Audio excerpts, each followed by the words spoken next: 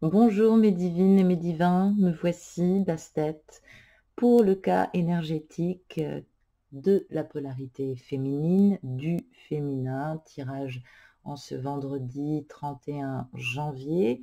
J'espère que vous avez bien dormi.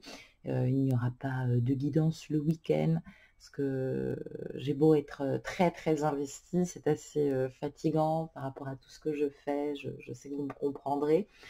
Mais ça nous permet aussi de nous déconnecter un petit peu, hein, et je vous conseille aussi de profiter de votre week-end et de lâcher aussi un peu votre autre. Ça fait toujours du bien.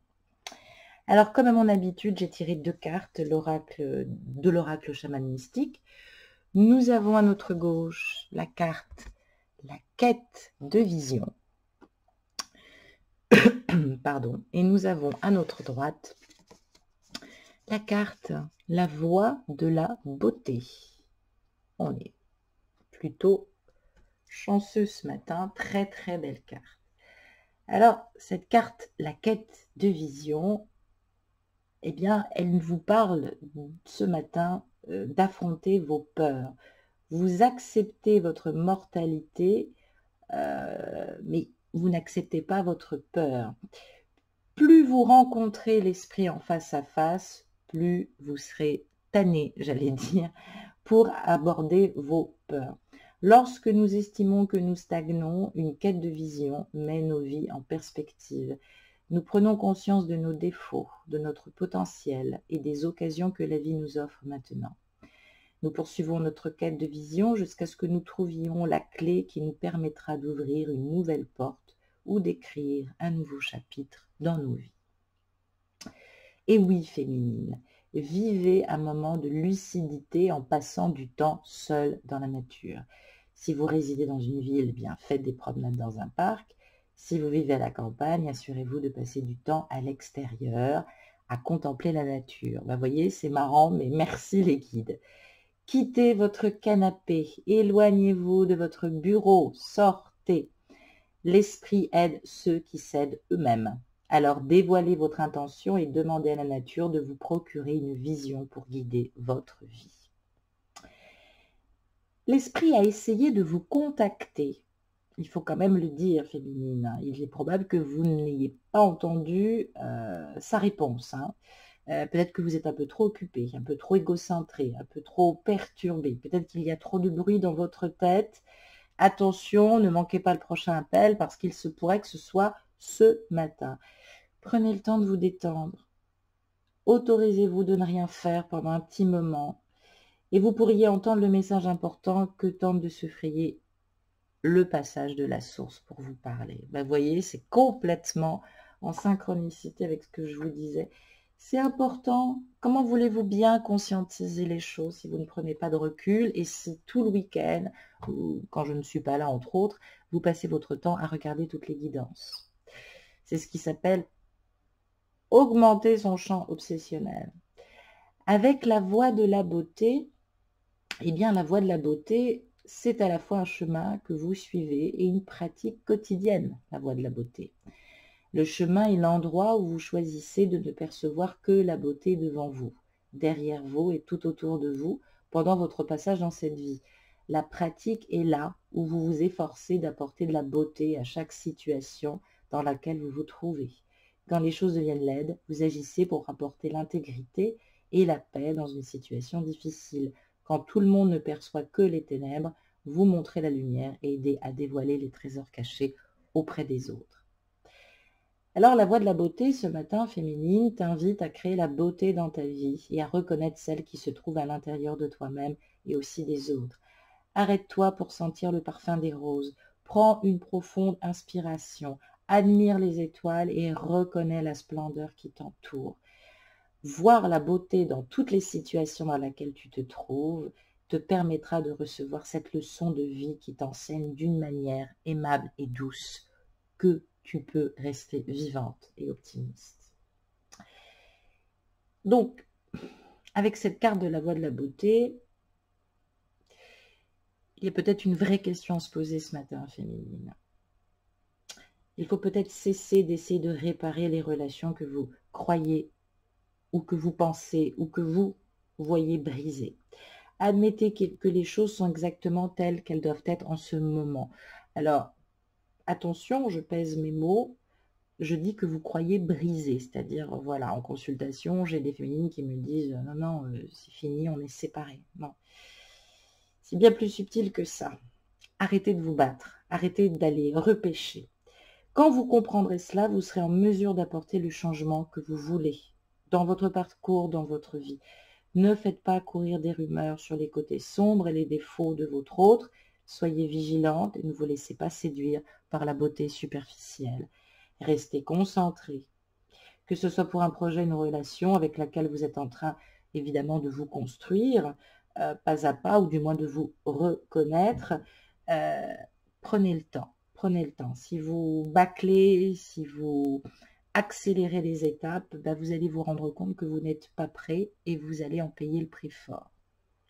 Voilà, c'est important de laisser couler les choses. J'ai tiré 4 cartes avec la Méodec qui vont bien sûr nous permettre de voir et d'analyser la source de tes peurs, ce que tu ne sais pas de toi-même, de ce que tu ne vois pas, les influences extérieures, comment ne pas douter dans tes capacités, comment avancer, comment mieux te structurer. J'ai tiré 2 cartes, la maison 3 et Saturne. Bon, ça va être un petit peu lent ce matin. Alors, on nous parle de la maison 3 ce matin, d'échange, de communication, de découverte, d'apprentissage, hein, ça peut être de soi-même. On parle de Saturne, Saturne qui est relié au Capricorne, décidément, responsabilité, réalité, discipline, respect, limite. C'est le sage, le gardien de la sagesse. Alors, évidemment, j'allais dire cette maison 3, Saturne. Alors, cette maison 3 va nous parler de maîtriser le langage oral ou le langage corporel, hein. On peut l'associer à ce que je disais, principalement en travaillant le cas et le bas, ce lien corps-âme. Mais oui, maîtrise ce langage intérieur qui ne fait que tourner, tourner, tourner, tourner, en maîtrisant le langage corporel de ton corps. La maison 3, c'est communément décrit comme la maison de la communication, des frères, des sœurs, du langage, des déplacements, hein. C'est le sens profond de l'apprentissage, de notre culture, de notre naissance, qui nous permet d'évoluer avec notre environnement proche. C'est dans cette sphère d'expérience que se crée notre relation avec nos proches, que l'on acquiert le langage aussi maternel, que l'on partage la culture locale et que l'on évolue dans notre environnement culturel de naissance. Saturne dans la maison 3, eh bien évidemment, on nous parle ce matin de blocage de notre développement dans notre environnement culturel de naissance. Cela crée évidemment cette difficulté dans la communication avec les autres, dans le partage, dans les relations sociales de proximité qui peuvent des fois être un peu dures pour toi, féminine.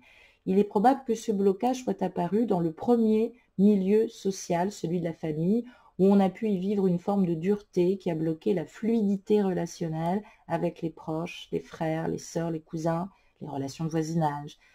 La relation avec la fratrie a pu être vécue avec une forme de dureté. Un frère, une sœur qui a pu se montrer autoritaire, dur, fermé. Et le développement de la relation sociale fluide, évidemment, peut en être affecté. Soit on devient dur à son tour dans sa manière de communiquer, soit on se sent bloqué dans le langage. La parole a pu être frustrée. Eh bien oui, petite féminine. Donc, ce n'est pas de ta faute, hein, il faut juste comprendre évidemment le sens de ta douleur. L'acquisition des bases de la communication interpersonnelle, évidemment, réclame l'écoute mutuelle. Alors, tu as pu être affecté par cet environnement dur qui entraînait évidemment des replis sur toi petite, un manque de confiance dans une communication simple et ouverte. De ce fait, adulte, on peut avoir une forme de dureté relationnelle avec les proches qui se manifeste dans la communication, soit sous forme d'autorité, soit sous forme de mutisme ou d'immobilité. Ça peut être effectivement un problème. La mobilité de l'esprit, l'ouverture et la souplesse de la communication ont pu être évidemment, enfin, pas du tout stimulées. Là, on te dit qu'il faut évidemment l'encourager, il faut la stimuler. Alors, il peut te rester aujourd'hui un sentiment de maladresse et de frustration dans les relations avec les proches. On peut même être maladroit dans sa mobilité physique, Mais dans le fond, il y a une tristesse de ne pas avoir acquis les outils de base permettant d'évoluer, de communiquer en étant à l'aise dans son environnement proche. Bon, ça va passer, féminine.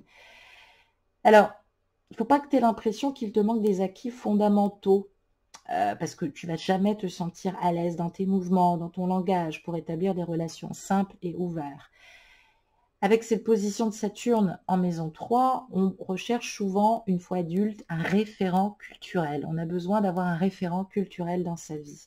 Bon, écoutez, je vous embrasse. Le manque d'assurance dans les bases de sa propre culture peut rendre sensible. Et c'est vrai que la recherche d'un maître dans le domaine de la culture locale, de la communication, évidemment, ça peut faire partie de tes quêtes. On pourrait peut-être rechercher un environnement fraternel, familier, où on espérera pouvoir s'exprimer facilement, librement et sans jugement. En cherchant chez les autres cet environnement fraternel ou ces références culturelles, évidemment dans un autre milieu socio-culturel où va se fondre de nouvelles relations. Alors, c'est important que tu ne retrouves pas cette frustration. Il est vrai qu'avec ce masculin, par moments, ça peut être dur.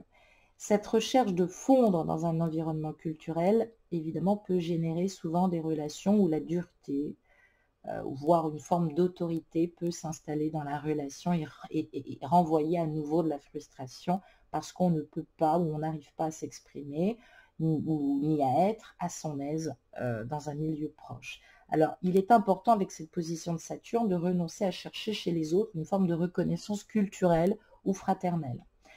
De renoncer à chercher à partager l'identité culturelle de l'autre. Évidemment, voilà, il y a des féminines aussi, c'est plus fort qu'elles. Ça peut jouer effectivement. Alors, cette recherche d'identité culturelle de l'autre, évidemment, elle ne vient pas que de l'extérieur, hein, tu peux aussi la travailler dans ton intériorité. Saturne en maison 3 demande à travailler sa responsabilité individuelle vis-à-vis de son identité culturelle. C'est ce que je vous demande aussi, hein, ce parcours n'a pas que cette position de voilà, on verra bien ce qui se passe. Il y a une vraie connaissance culturelle et philosophique évidemment à connaître.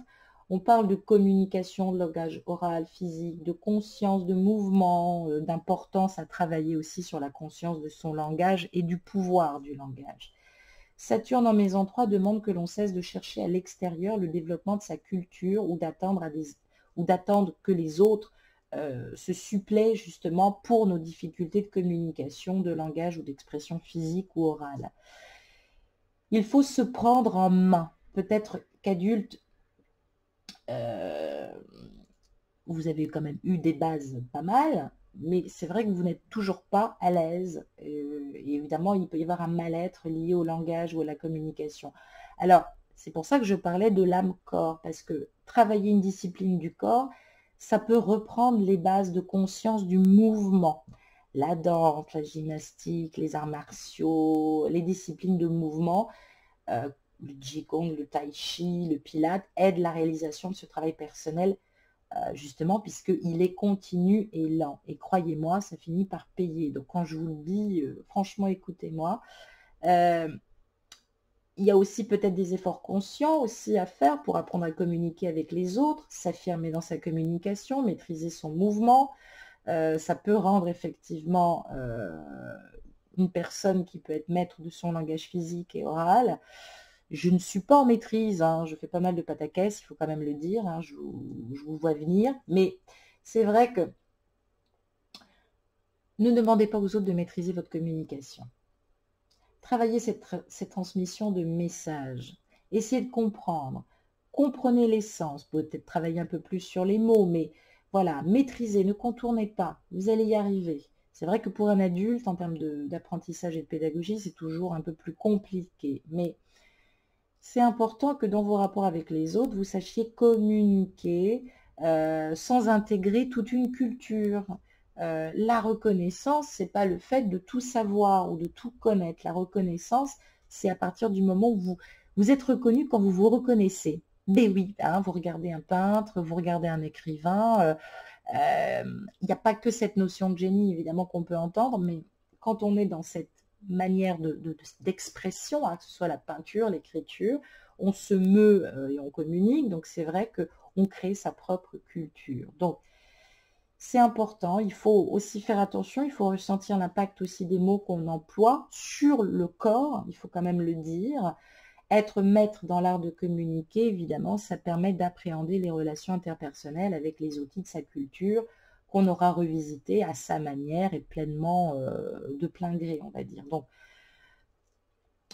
tu peux devenir culturellement socialement intégré, j'allais dire, responsable de toi-même, et sur le plan social, tu peux te sentir évidemment pas du tout intégré. Donc, c'est important d'assumer tes gestes, tes mots, tout ce qui émane de toi. Ça permet aussi d'exercer ton discernement. Ne prenez pas ce qui est écrit ou ce que je dis comme parole d'évangile. Interrogez-vous dans votre ressenti de ce que je dis aussi, c'est important. Quitte à réécouter, à noter quelques phrases et à y réfléchir. Voilà, c'est important. J'ai tiré 2 cartes supplémentaires sur tes doutes et sur tes potentiels, comment mieux les structurer. J'ai tiré le carré et Jupiter, planète du Sagittaire. Le carré va nous parler de tension, de stress énergétique qui pousse à l'action et à l'évolution. Jupiter va nous parler d'expansion, d'abondance, de générosité, de confiance, d'enthousiasme. C'est le guide bienveillant. Alors évidemment, ce carré Jupiter, eh bien, il entraîne dans son sillage une énergie pas toujours canalisée. Bah oui, parce que Jupiter s'est installé dans son domicile, le signe du Sagittaire. On le voit ici principalement. Ah non, c'est pas dessiné, mais bon, voilà, je vous le dis. Alors, ça a été le cas. Hein, il a été effectivement, Jupiter a été en Sagittaire dès le mois de novembre. Alors qu'on rentrait dans le mois du Scorpion, donc c'est un peu bizarre. Donc c'est vrai que ça réveille des énergies comme ça de feu, hein, pour éveiller les troupes. Alors, on parle d'activer des effets bénéfiques, d'influencer bénéfiquement les énergies. Alors oui, il y a un parfum de changement qui teinte là, qui est soutenu aussi hein, par cette carte de Jupiter. On parle de libérer des freins. Il est possible que tu vogues vers plus d'indépendance, de prise de risque mesurée et d'avant-gardisme. On parle d'inédit. L'inédit fait bien moins peur, on ose un peu plus. Jupiter est une planète gaie, légère, enthousiaste, entreprenante. Ça colore ce matin notre ciel étoilé égyptien, mais c'est vrai qu'on a plus envie de s'amuser. On a plus envie de s'amuser, que de travailler ou vaquer à ses obligations. Dans l'ensemble, on a envie de faire que des choses qui nous tiennent à cœur, il faut quand même le dire. Donc, ça peut impacter, parce que ce côté insouciant, si on ne peut pas le partager, bah, ça peut créer une ombre. Aïe, la communication, évidemment, semble peu fluide ou inexistante pour le moment. Alors, ça ne veut pas dire qu'il y a du mauvais tour, de l'entourloupe, ou un manque de franchise ou de la manipulation. Mais c'est important aussi de ne pas avoir une confiance aveugle en n'importe qui. Hein. C'est important. Il faut prendre du recul. Prendre du recul.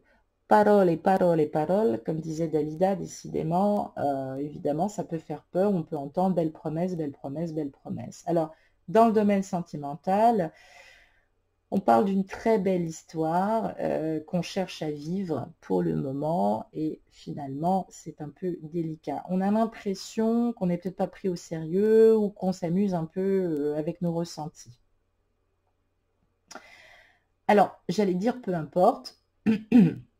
Ne vous bercez pas d'illusions pour le moment, gardez les pieds sur terre. C'est peut-être pas le bon moment, évidemment, pour avancer. On peut avoir peur, évidemment, que l'autre, notre autre ou notre masculin manque de sincérité, triche, ment. On peut d'ailleurs aussi se faire passer pour ce qu'on n'est pas. On peut se laisser bercer par des paroles ou bercer l'autre par des paroles pour arriver à ses fins, pour le conquérir. Donc, évidemment, c'est des énergies où ce matin, on peut ressentir tout et son contraire. Donc, on te demande simplement de ne pas t'illusionner. Ça n'a rien à voir avec le masculin. Hein. Le masculin, souvent, sert de tremplin de projection. de ne pas te mentir, de ne pas te penser la plus forte ou la plus grande, de ne pas croire que tout peut se régler le plus vite possible, tout ne peut pas être surmonté, surtout pas l'impossible. Donc, attention à la chute. On te demande simplement d'être mesuré. On ne te demande pas de tout plaquer. On ne te demande pas de penser trop fort. On te demande simplement de lâcher des idées peut-être utopiques, de revenir à la réalité, non pas à la rêverie. Donc, on te demande de veiller à rester, j'allais dire, connecté. Alors, peut-être qu'il peut y avoir du retard dans la paperasse, c'est mon cas aussi. C'est important d'y revenir au calme, c'est important voilà, d'avoir une administration bien gardée, j'allais dire impeccablement gérée. Attention au domaine juridique aussi cette semaine pour certaines féminines. Ça peut apporter un lot de tension et de contrariété. Ne franchissez pas la ligne au niveau des factures ou des limitations de vitesse ou du téléphone au volant. Voilà ce qu'on nous dit ce matin. Il peut y avoir des déconvenues pour tout ce qui est lié à la communication. Attention aux lettres aussi que vous recevez. Attention, écoutez bien ce que vous dit le masculin. Pétez pas un câble d'un seul coup. Jupiter favorise toujours le changement, mais le changement intuitif qu'il faut capter. Alors, on peut parler de nouveaux projets professionnels, de nouvelles voies, de nouvelles communications. On peut parler d'un esprit aussi qui s'éveille, de formation, de réorientation. Ayez confiance, ne redoutez pas ce virage, ne soyez pas frileuse. Je sais que vous avez besoin de vous sécuriser, mais persévérez sur ce chemin.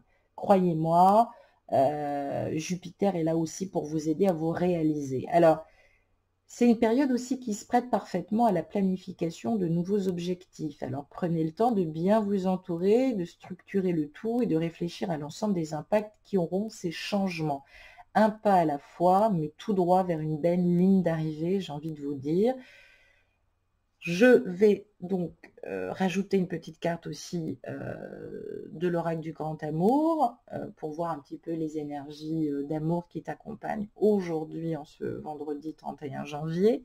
J'ai tiré la carte, d'accord, de la jalousie. Ben oui, on n'est pas à l'abri, mes petits amis. Même moi, des fois, ça peut m'arriver, je dois le dire, par rapport à mon autre. C'est pas tous les jours facile à gérer.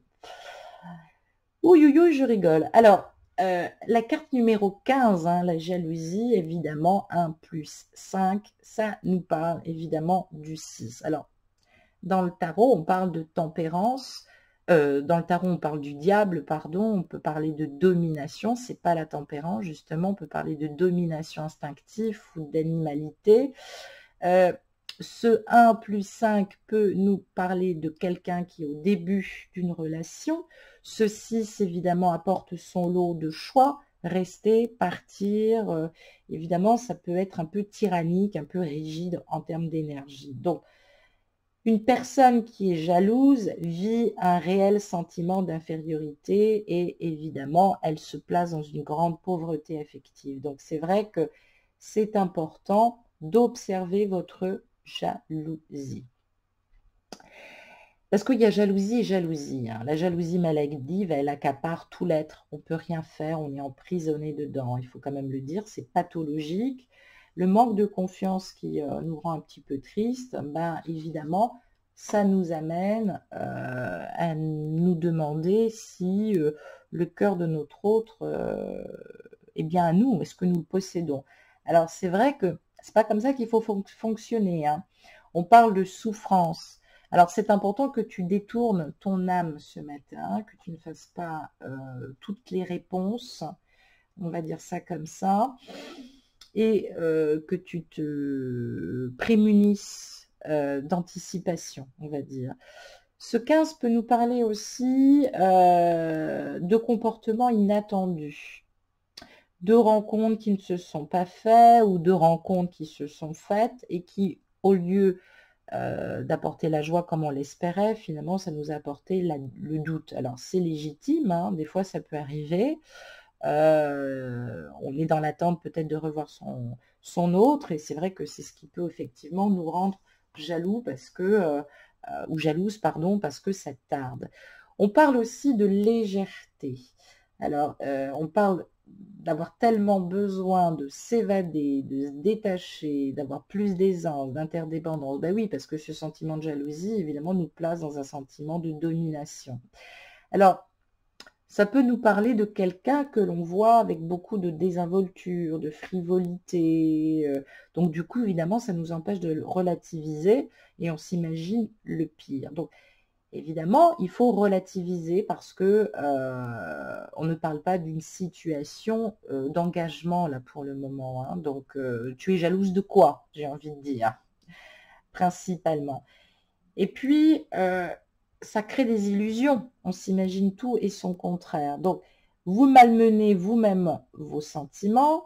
Vous feriez mieux de les mener à la baguette, j'allais dire, hein. C'est vous qui vous mettez dans cet état comme ça de décrépitude. Alors, c'est important de rajouter dans votre esprit du merveilleux, quelque chose de magique.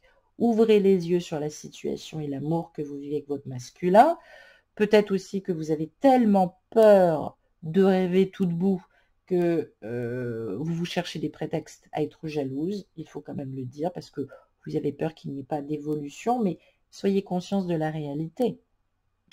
Votre masculin vous manque, vous aimeriez le voir. Ça peut être l'occasion d'enclencher un élan, un mouvement vers lui, sans vous victimiser, sans vous plaindre, juste pour goûter un petit peu, j'allais dire, son parfum. Voilà, on va dire ça comme ça. Je vous embrasse et je vous souhaite une excellente journée. Au revoir.